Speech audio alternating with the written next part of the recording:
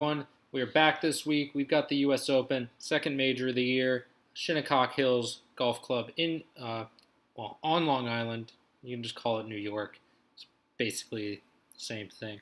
Um, it's going to be an interesting test this week. There's going to be elements that we see. I mean, the USGA always tries to make the U.S. Open hard or like manageably difficult. They want it to be a true test of golf. You'll hear the words test of golf like a million times if you're watching coverage this week. So get ready for that. But this tournament's a little more unique because I think it has some elements of what we usually see out of the Open Championship, and not just the U.S. Open. This is a links style course where there's not really any trees. There's fescue, there's many bunkers, and the course is kind of protected by the wind versus trees. So there will be some guys that have a links pedigree that might do well here. But for the most part, I'm not really going to be banking on that. I'm going to be trying to play the most talented players at whatever prices I can get them at, and um, players with long-term form, players that have played really well in U.S. Opens before. I mean, if this is supposed to be a true test of golf, don't we want to figure out who lives up to those tests the best? I mean, so like we'll get to some guys later that I think I've heard some talk about, but I don't think are necessarily built for a test like this. And I think even the results from last year we might be able to ignore to an extent just because Aaron Hills didn't play like everyone thought it would. Everyone thought it would be a tougher course, and for some guys it was. But a lot of like Brooks Koepka was what 15, 16 under when he won. I mean that's probably not what we're looking at this year. We're probably looking at around between 5 under and like even par. And I wouldn't be surprised if it was closer to 5 under. But I think that's a lot of weather dependency also there. Um, so we'll just get started up at the top. But first, stats I'm using this week, pretty basic stuff. Tee to green, off the tee, approach, scrambling, putting, birdie or better, bogey avoidance. Last 10 tournaments, stats courtesy of Fantasy Jesus. So these stats I'm going to use, but I'm going to focus mostly on the off the tee and approach stats. Longer hitters probably will have an advantage this week, especially on holes where the wind is going against the golfers. I don't know what the wind forecast is right now. It's Monday afternoon, but I'm not going to look it up and take it as gospel at this point. I will be available on Wednesday evening to discuss anything revolving around the wind. Shinnecock also, this isn't a normal course where you're going to have rough right around the greens, kind of limiting where your ball can run. I was reading a course preview by someone who played it and talked to the head of the USGA, and he said that there are a lot of runoff areas. So the ball will bound away further than you would think if you miss the green. That will allow guys to have many options from those spots, but they will also be further away. So scrambling is going to be important this week just because if you miss greens, you're going to have a hard time getting up and down. Putting will probably be important as well. The course preview I was talking about just now said the greens are relatively slow, but I think that's just because they're trying to keep them well manicured and in shape for the U.S. Open, rather than having them dry out and them having a big problem on their hands like they did in 2004 when the tournament was huge. Birdie or better, I'm not really weighing too much. Bogey avoidance, I think, will be very important, though, just so players avoid big blow-up holes and just don't let the course get the better of them. That said, birdie or better, that's where DraftKings scoring comes into play. That's also where guys will make shots up. So this is still last 10 tournaments for all these stats, but that's pretty much what I'm looking at. I have a forum guide here, St. Jude Memorial Fort Worth, Byron Nelson, Players, Wells Fargo, Valero Texas Open, Heritage Masters, Shell Houston, Arnold Palmer. That's not Valero. That's Valspar, Mexico, WGC Mexico, Honda Classic, Genesis Open, Pebble Beach, Waste Management, and the Farmers. Obviously, I'm going to look more at probably since the Masters, just to kind of normalize things there. But it's always good to see if the guy was playing really, really well earlier in the year. Maybe he could refine that form. And then I have on this right side here, I have U.S. Open history going back to 2010. So, like I said, I'm not going to take U.S. Open history as an end-all, be-all this week. It's more of a tiebreaker for me. Guys that, this is where the talent lies. Guys that consistently do well in U.S. Opens. Not Ian Poulter. Brant Snedeker has great U.S. Open track record. Top 20s in 6 of his last 7 with 1 missed cut. So, and he's trending up right now. So, I probably won't talk about him more when I get there, honestly, just because I can talk about him now as an example. But, the form has kind of been there recently. A few missed cuts, but I do think Snedeker can live up to this kind of test. He's a great POA player. And he does well at these U.S. Opens, these harder events. So I like Snedeker kind of as a GPP play this week. I would not play him in cash, but that's kind of, this great U.S. Open history is going to put me onto him a little bit combined with his current form. Not going to be a core play for me, though. But that's just kind of how I'm going to use U.S. Open track record this week. So let's go back over, get the whole price tier in play. I've got DraftKings prices, FanDuel prices. FanDuel pricing is really tough this week. 9K range, a lot of tough decisions to make there. I've got odds here. I've got it sorted by DraftKings price right now, so you can find where the odds value lies. I just updated these odds. They'll probably even change before Thursday. So I normally go to Odds Checker to keep an eye on that. But yeah, I highly recommend you take a look at some odds value. Don't be afraid to go away from that a little bit. Probably more so in these lower tiers where, if you're high on a guy, you can play him at 10% versus a field at 5%, and you'll be overweight versus probably having to go, say you like Stenson more than Hideki. They're both going to be popular, so you're going to have one more than the other if you really want to leverage the field. But less about strategy, more about golfers. Dustin Johnson up at the top, coming off a dominant performance at the St. Jude. No worse than 17th pretty much all year. And he's primed and ready to win here. I don't really want to cop you out and say that he's going to win this tournament, but I think he's going to win this tournament. So right now I'm parlaying DJ with a bunch of baseball stuff for tonight, Monday night. If you want some DJ action, you can juice him up with some baseball every night pretty much until you get a few open bets ready for DJ to cash them in for you. But that said, sure, Dustin Johnson could not win this tournament. He has missed the cut last year. That was also coming off of his weird back injury thing at the Masters and not really playing well after that. So, yeah. Rory, our next player here, another bomber like DJ. 8th at Memorial, like DJ. Fort Worth finished second.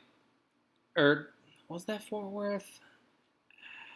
No, it was the BMW PGA. Yeah, Rory didn't play the Fort Worth.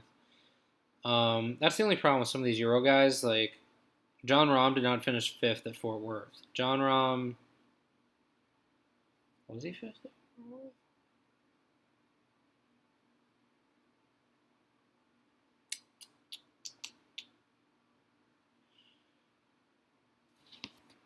Let me do a little dig. What is going on here? That's Cosmos. No!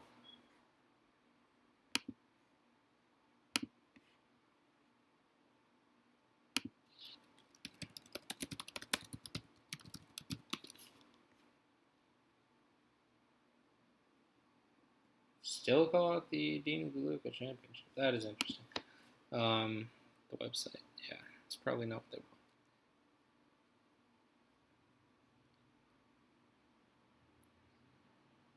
want. Rahm was fifth. Okay, I was wrong. I thought he played in Europe that week, but no, Rahm. Yeah, yeah. But yeah, never mind what I said about Rahm. JT. Back to Rory. Rory. I mean, he's been very hit or miss this year. The putting is when it's been there, he's been great. When it hasn't been there, he's been pretty bad. He had just very, very strong putting performance at the Arnold Palmer, was sinking everything that on the weekend there. Masters finished fifth, but that's what we expect. I think Rory has a good chance to win here, and I don't really know what the ownership on Rory versus JT will be. I know DJ will be more popular than them, but Rory versus JT is going to be interesting. I think people might just take that discount on JT, given that he's been more consistent than Rory, even though that's kind of difficult to do, given how good they both are.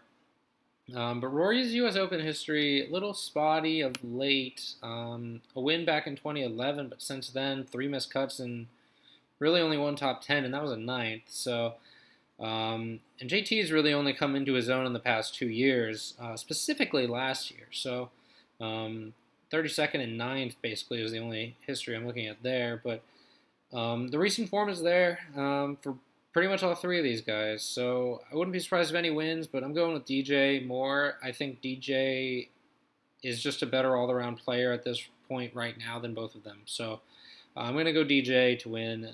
But I do think that having some shares of Rory and JT is a good idea in fantasy golf. Rory at 11.7 on FanDuel. I mean, that's too cheap. So I will probably end up playing Rory in cash over there, just because he fits the build that I have.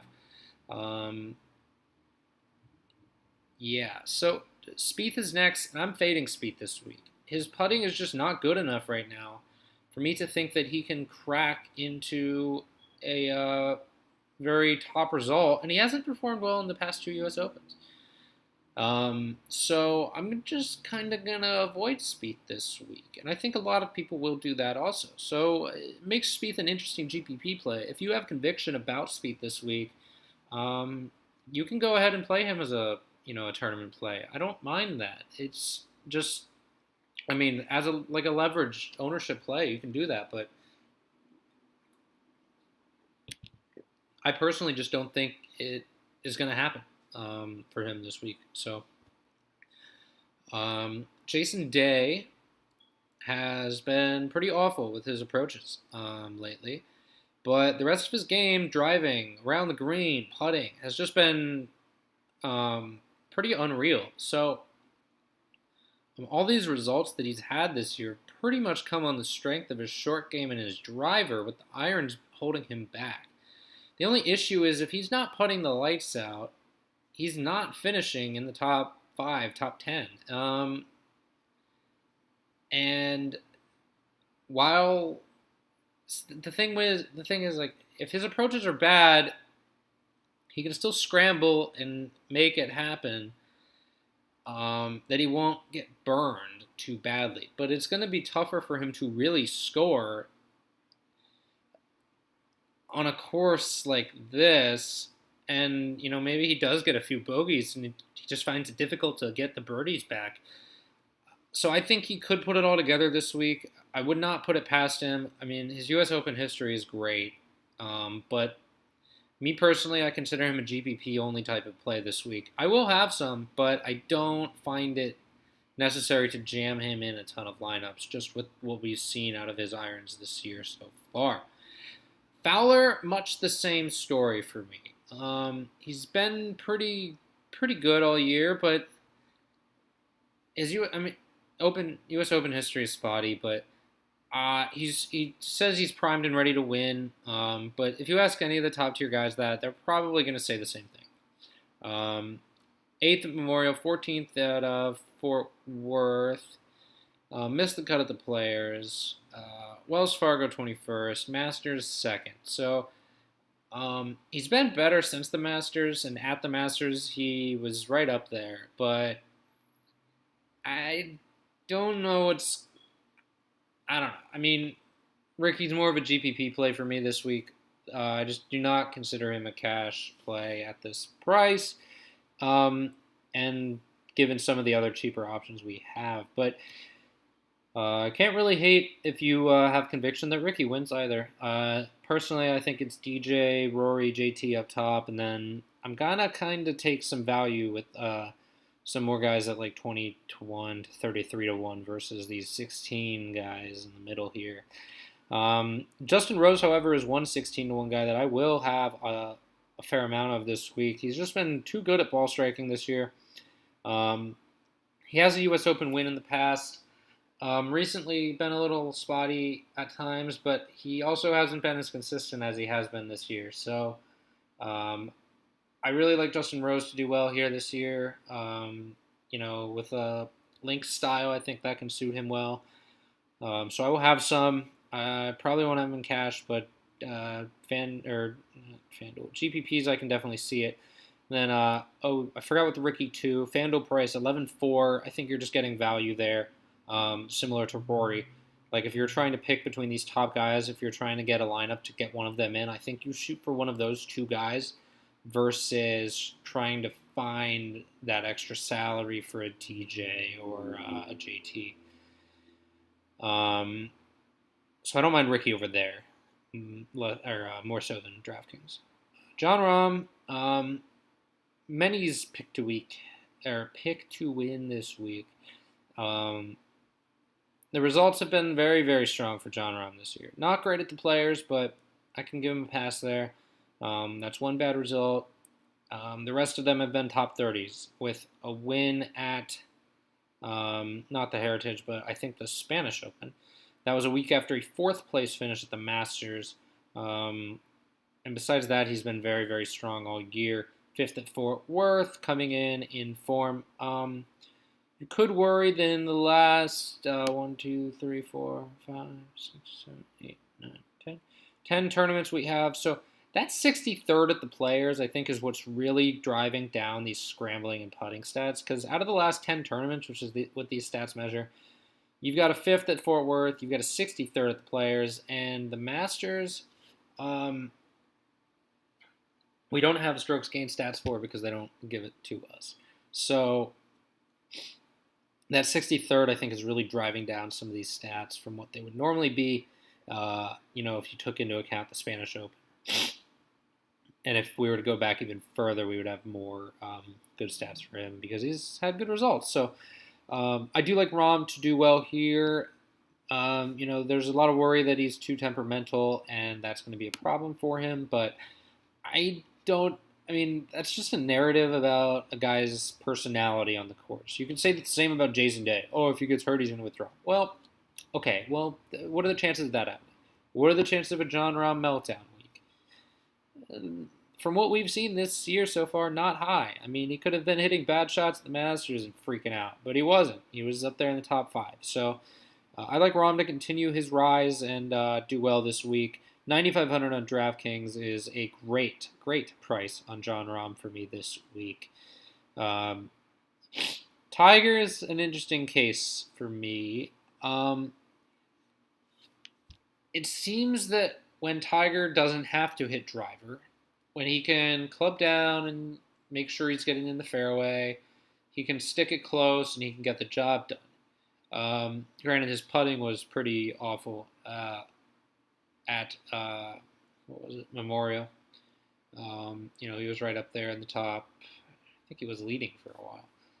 Then the putting just went away. But Tiger's going to be probably a GPP only play, but more of a fade for me.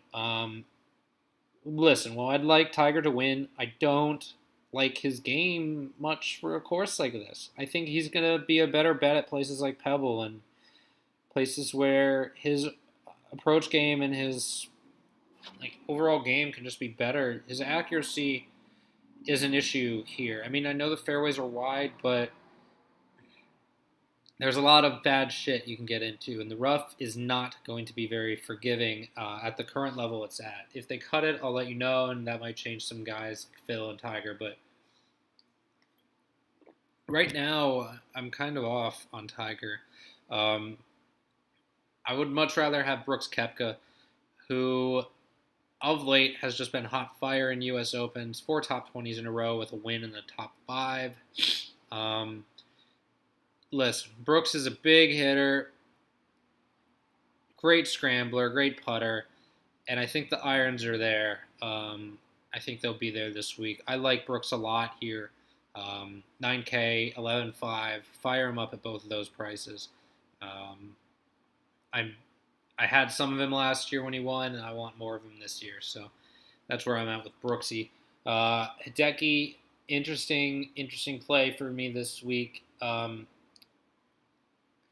Was injured for a stretch there after the waste management, which he withdrew at.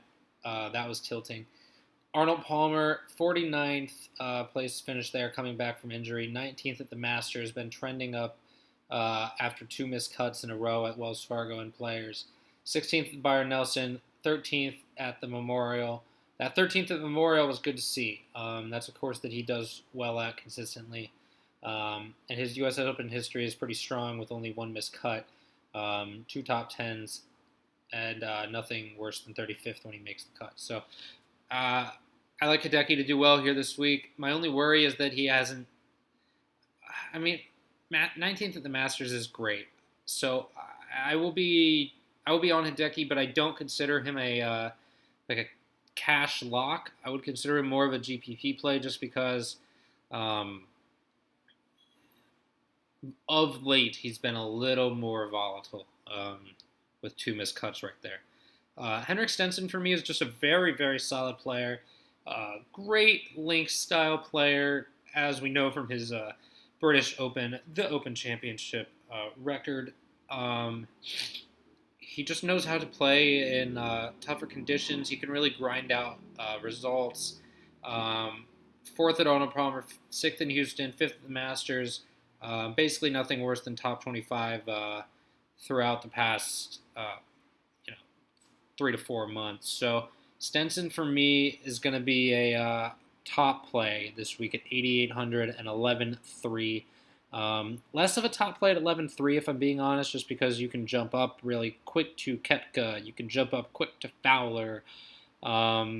Rory's right there, Rahm is right there. So, and then Hideki at 10.3 on FanDuel, that's enticing.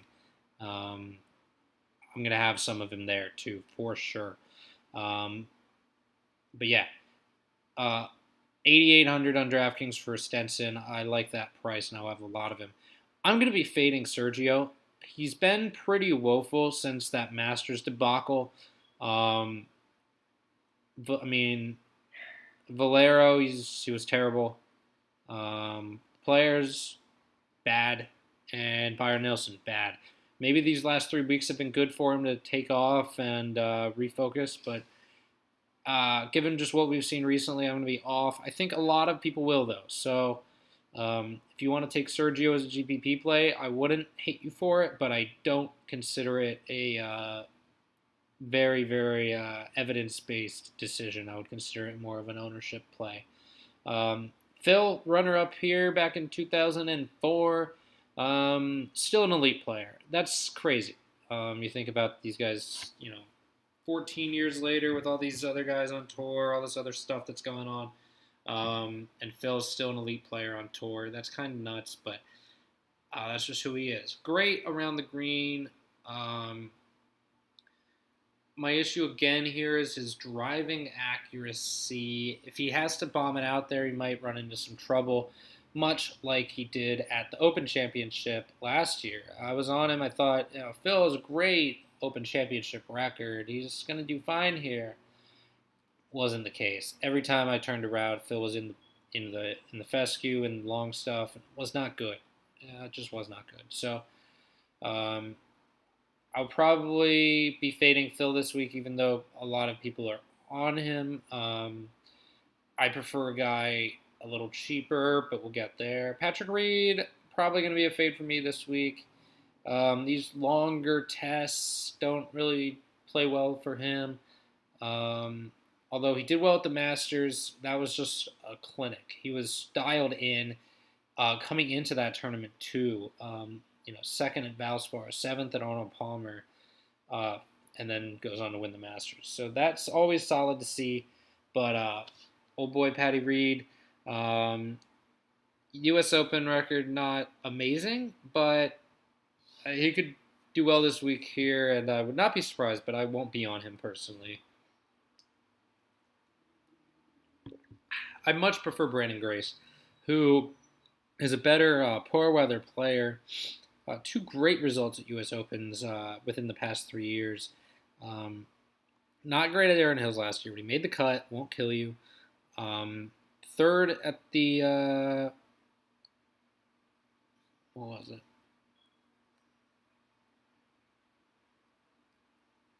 I forget where Grace finished third and fifth, but I think they might have been Euro tournaments there. So either way, Grace been very solid this year. If not, he hasn't been elite, but he's been solid, and I like what he's going to be able to do with this course. So I will have a lot of Brandon Grace at 8,400. Bryson at 8,300 is interesting. The stats just really jump off the page, but a lot of that is just he's been on fire since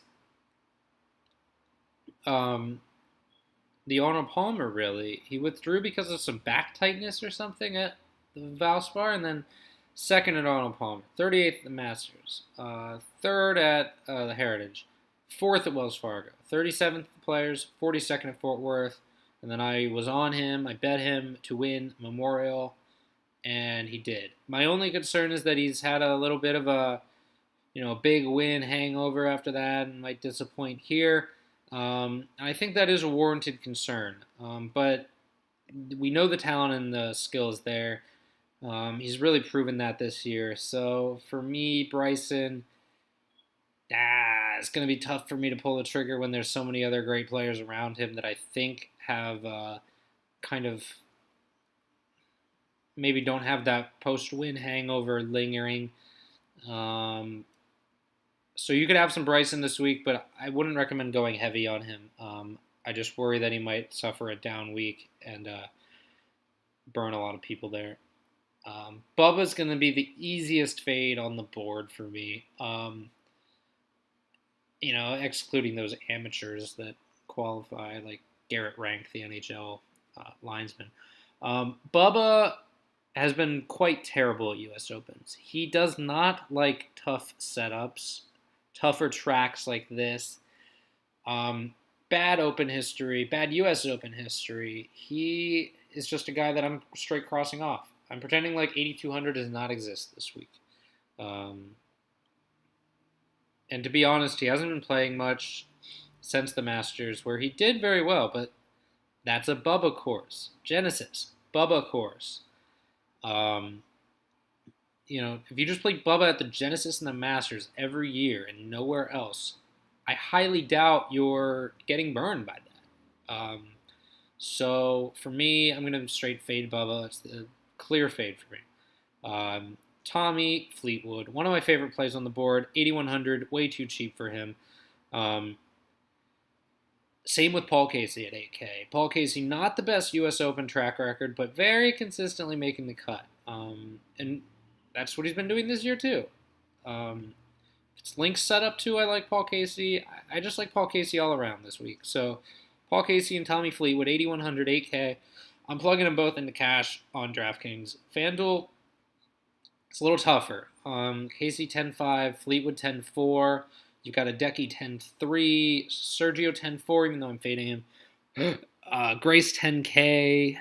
There's a lot of guys up in this 10K range that I think are viable plays in all formats. So FanDuel's pricing to me does a little better job this week of putting the top tier players in positions closer to others where you have to really make some tough calls. So I do like Fleetwood and Casey in this tournament, but the FanDuel prices are a little difficult. I will have a ton of them on DraftKings. Adam Scott, interesting for me. Been better of late, but the putting is still really bad, which is holding him back. Good U.S. Open history, but missed the cut last year. Um, Personally, I'm going to be off. I just don't see him doing that well here. I think, these greens are going to be difficult, and I think Adam Scott's going to really suffer as a result. Alex Noren is a very interesting player in this field. His U.S. Open history is god awful, even worse than Bubba's, I dare say. Um, he just hasn't done well in majors on U.S. soil. He just hasn't. I don't know what it is. I'm just kind of, I don't know what to do with Alex Noren. He played really good at Wentworth, BMW PGA, but that's another place where he tends to just do really well. So for me, Noren's going to be a GPP only play, and that's only if you think that he can turn his U.S. major history around. I just personally am not seeing it. Um, you know, he and these missed cuts all came when he was like top 10 in the world these last three. So, I mean, you can make the case that he's the top tier golfer in this range, whatever you want, but I think that's just kind of fooling yourself into believing in the official world golf rankings, which, as we know, are not really too reliable when it comes to actually ranking golfers in a field like this. So while I do think Noren is a great player, I'm personally just not sold that he's the type of player that can win a tournament like this one. Mark Leishman, interesting player. If the wind picks up, I do like him. I just don't think his driving, his ball striking overall is going to be good enough for him here. Second to the Byron Nelson, but whatever, that was a very weak field. Better results earlier in the year, did well at the Masters. But for me, I'm going to be off Leishman for the most part. I will be on Louis. I was on Louis last year at the U.S. Open, did well, finished 23rd. Louis' U.S. Open history is pretty strong, and he's coming in mixed bag of form, but when he's on, he's finishing inside the top 30, and that's pretty much a lock in. 3 missed cuts, but 5 top 30s, 6 top 30s out of his last 3 and 6, 9 tournaments. So I'll take those odds down there in GPPs. Louis Oosthuizen at 7,800. I'll take that 2/3 chance in my mind of a top 30 this week. Webb is an interesting case. Webb was coming in super hot form pretty much all year.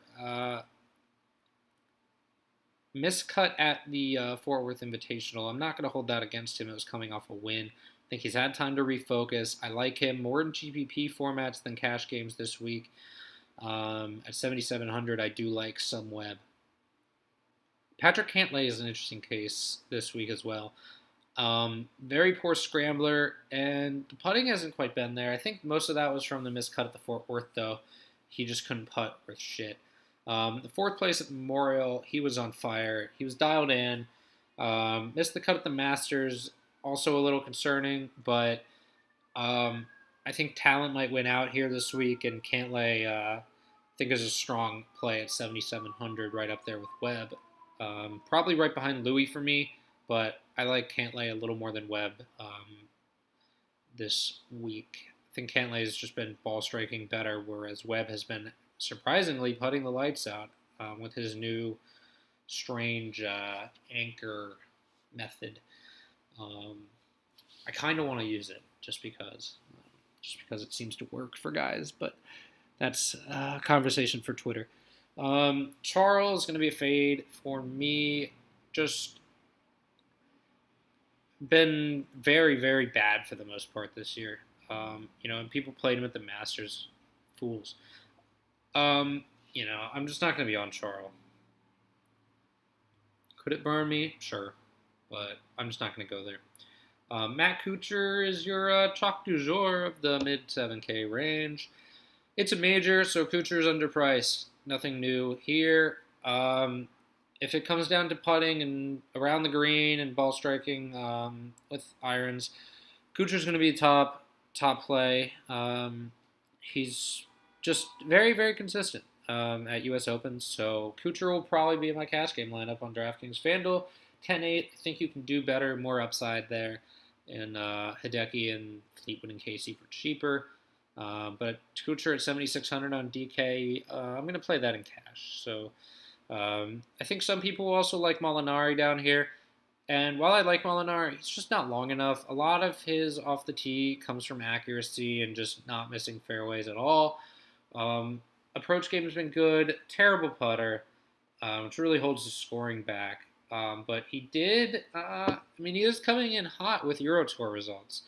So 20th at the Masters, 49th at Heritage, 16th at Wells Fargo, miscut at the Players, and then went on to win the, Italian Open, or not the Italian Open. He won the BMW PGA, and then finished second in the Italian Open behind Thorbjorn Olesen, the Viking. So he's coming in with two good Euro Tour results. But the one thing we know about Euro Tour results is they are not indicative of PGA Tour success. So while he did beat out Rory in the BMW PGA, I would not count on that continuing at a tournament like this. U.S. Open history, very spotty. I'm not going to be on Molinari for the most part this week. I'll have some, but I'm going to move him out of the bold category, put him more in GPP. Keegan, strong tee degree player, but terrible around the greens and terrible putter. I don't know why this off the tee stat is kind of wonky. I thought he was doing much better than that. Maybe at Texas he just struggled to hit greens, and I don't know what's up with that. But 7th at the Players, 23rd Memorial. Recommended them both times there, but for me, I just think this is going to be too much of a test of overall game, and I think if Keegan struggles tee to green or putting, that kind of thing, I think it's going to really hold him back. Finau is another interesting guy.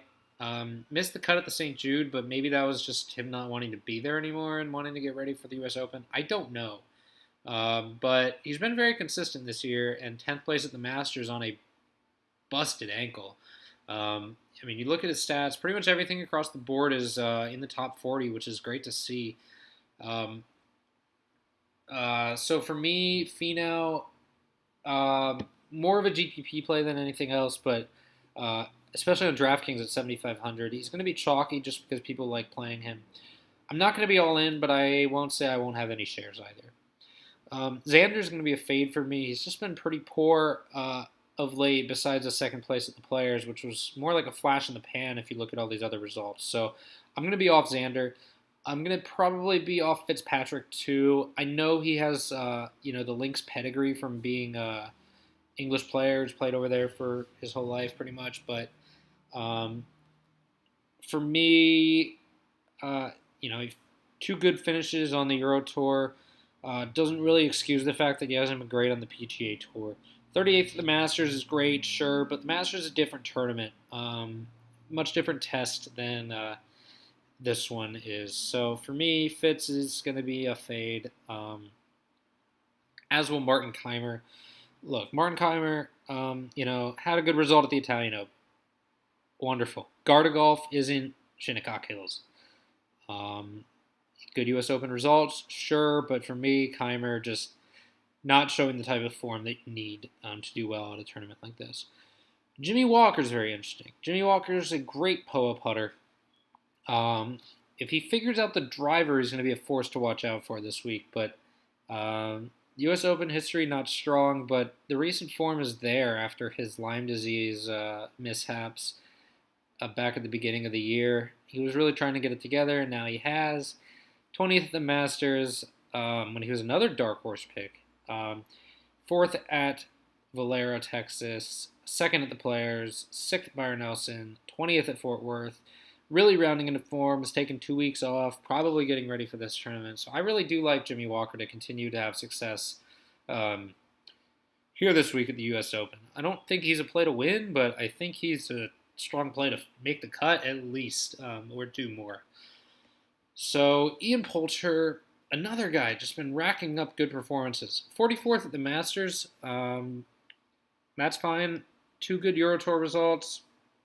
11th at the Players, but Poulter tends to do well there, if I'm not mistaken. 7th at the Heritage. Was that Heritage? Yeah. So, Poulter for me is going to be a guy that, or was Poulter in the Spanish Open? It was one of those two, but either way, good result. You like to see it. Poulter, I think, is going to be an under the radar play this week that you can have some of in GPPs. I really do. Makes the cuts in U.S. Opens for the most part. He's going to be good. He's going to be glad to be back in the U.S. Open after 2 years off from this tournament. So if it's a link style course too, I like Poulter even more. So Poulter at 7,300, Walker at 7,300. Those and Snedeker are going to be my top plays from that price. Probably in the order of Walker, Poulter, Snedeker. But you can make the case for Snedeker too, as I did before. Just great at U.S. Opens. 6th last week at St. Jude, rounding into form at the right time. You do like to see that. My only worry is that for the most part this year, longer term form this year, he has not been great. So take that with a grain of salt. RCB is my favorite play down here at 7,200. He's a massive 10K on FanDuel. He is 100 to 1, but I think there's some each way value on him, some top 10, top 20 value on him also. He's just too good of a golfer to be priced down here. 38th at the Masters, that's fine, but 42nd, 32nd, last 2 U.S. Opens. I think he's a good bet to make the cut here. If he doesn't have too much upside, even I think he's a great play at 7,200. I think he's a safer play than most of these other guys down here, and I don't think he'll be so popular that you're eating a bunch of chalk by playing him. Alpha Barnrat, I'm going to be fading after he burned me last week. I don't ever know what I'm going to get out of this guy, so I'm personally just going to stay away and go with RCB, who I trust way more. Brian Harman, I'm going to be fading Harman. Stanley is going to be a guy that I know a lot of people are going to like at 7,200. Personally, I think RCB is a much better quality golfer than Kyle Stanley all around. Stanley, great ball striker, sure, but I think he lacks the short game and the saving ability it's going to really take to do very well here. Sure, he did well at the Masters, 52nd, but that's not going to be good enough for the U.S. Open, I don't think. So I'm going to be staying away from Kyle Stanley.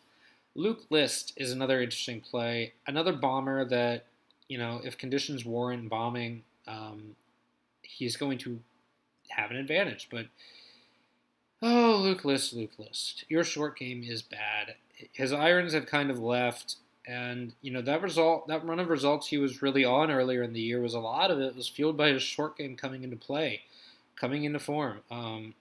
His whole game was on fire back then. It's kind of left recently. So I'm going to be off of Luke List. Charlie Hoffman, another guy. Really nothing good in his past 4 tournaments. 12th at the Masters. I was all over him there. He tends to do well at Augusta. But for me, Charlie is going to be a fade. I know I have him in blue here, but I'm coming around. I'm just going to go with more RCB. Hoffman, look, good U.S. Open results, but he was also coming in better form. So for me, I'm going to be off Hoffman. Shane Lowry is another interesting guy. Good results in U.S. Opens recently. Good links play as well.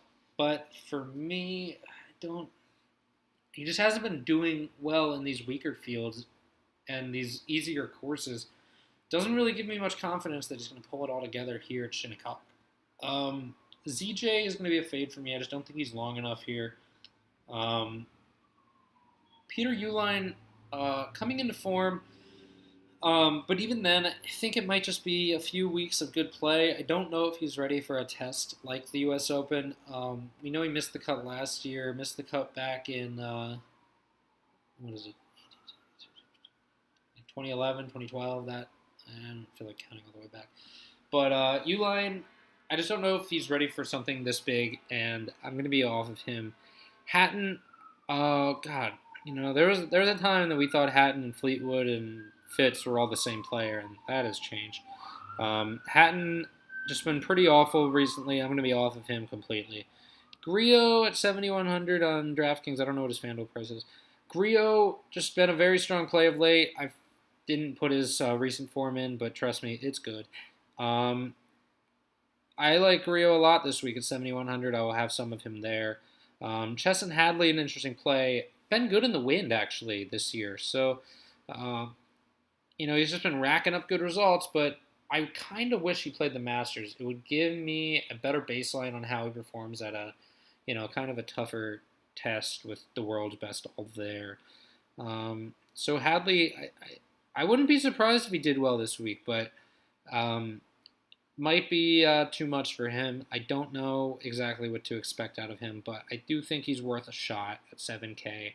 I'll move him into blue territory along with Griot. That's the wrong color. He gets the blue. He gets the red. Uline red, ZJ red, Luke List red, Harman Barnett red. Da, da, da, da, da, da, da, da. Hadley, give me some blue on Hadley. Okay, Siwoo, not going to be in play for me. I don't know. He did well at the Masters, but I think this is a different test than Augusta. So for me, I'm going to be off of Siwoo. I'll consider Ross Fisher just because I don't know. I think any stats that you're getting on Ross Fisher that show him really strong in some category are only looking at PGA results, and they're only looking at like last 100 rounds on the PGA Tour. So you're probably getting some skewed results. And I really don't like that. Steve Stricker, I think, is if you're under 7K, look, I know he's not a bomber. It's not a sexy play by any means. Old man Steve. But his U.S. Open record is great. And he hasn't really been a long hitter for many of those years. So I think Stricker's just all around a solid enough player that he's a good play, solid at 6,900. Don't really consider it a cash play just because, maybe just bust here. But for me, I think there's a lot of merit in just taking Stricker at 6,900 and not getting too cute down here. Ches, I don't know. Ches did really well last year. Personally, I'm going to be off of him this week. Great guy. Met the guy at the Genesis. But for me, not a play. Stricker, 9,300 on FanDuel. That's very interesting. That price, 9,300 on FanDuel. I'll go through some other FanDuel guys I like. 9,300 there for him. 95 for Snedeker, Poulter. 98 for Walker. I like all those prices. 92 for Molinari. I like that. Cantlay, 97. 99 for Usti. I like all those prices a lot. Scott and Noren, I don't know what I'm going to do with them over there. Probably not going to be playing them over on FanDuel. Benny on, great ball striker. We know that, but just tends to lose it sometimes. I didn't put it in his recent results, but they're pretty strong. So for me, that's just GPP only. Hoping for a good week out of the guy, but for me, I'm going to be off for the most part. I've also heard some talk about Brendan Steele being the best value play under 7K this week, and I personally do not agree. I think it's Stricker. But for me, Steele, his good results this year have all come at Birdie Fest, basically. Harder tests where the course is more difficult, what have you. Steele has really struggled. So for me, I'm going to avoid Steele because I think this is going to be a tougher test. He can't save himself with birdies. He loves to make the big numbers, and I don't think that he's going to be able to recover this week. Graham McDowell's an interesting play. I have him on the list just because he's good on these coastal windswept tracks, and for me, I think GMAC is an interesting play if you're looking for a pure punt under 7K that will be very, very low owned. Played really well in the most two recent Euro events, and even played pretty well at these most recent PGA events too, Wells Fargo, Texas, Heritage, making the cut in all of them. So the rest of these guys, Thornberry, Munoz, Im, Burmester, these are dart throws. These are guys that are just underpriced or have talent down here. Thornberry has talent. Sebastian Munoz, Web.com. These are all Web.com results. Just so you know, Web.com results for Sungjae, Im, and Munoz. But they're some of the best players on the Web.com tour. So I don't hate playing them. I would rather play Im at 61 than Munoz at 67. And then Burmester, I mean, this is a guy that's just a Euro Tour regular, and he's priced at the stone minimum on DraftKings. If you want to take a flyer on him, hope for the best. He is a bomber. I would not hate that play. I think I might even have one or two Burmester lineups just so I can jam in whatever else I really want for the most part. So Burmester, if he makes the cut and you've got 4 guys in the top 20 out of the other guys you pick with that rest of the salary, it's going to be a genius play. If he misses the cut, you're stuck with 5 of 6. And even with 5 of 6, you might have a chance to cash with the talent that you can get if you take that 6K price. So, yeah, that runs it down. I'll write a very short article about this, but I'd much prefer you to watch the video. This is where you get the insight that I have, what I'm thinking about for this week. So, best of luck to you this week. Feel free to hit me up with any questions you might have, any player decisions you might have to make, and any outright betting tips that you might want from me. I'll be in the Discord. I'll be on Twitter. You can find me at mandrews93DFS. I will be in the chat. So hit me up, give me an @ and I'll answer your questions. If I don't answer your question right away in the Discord, DM me on Twitter. I will respond to those. I will. So yeah, that's where you can find me the easiest. Just because I get in the Discord, I've got to scroll. I've got to figure out what's for me, what's not. It's just easier if you DM me, and we can talk about it there too. So for me, signing off this week. Good luck to all of you, and stay hydrated. It's going to be hot this week.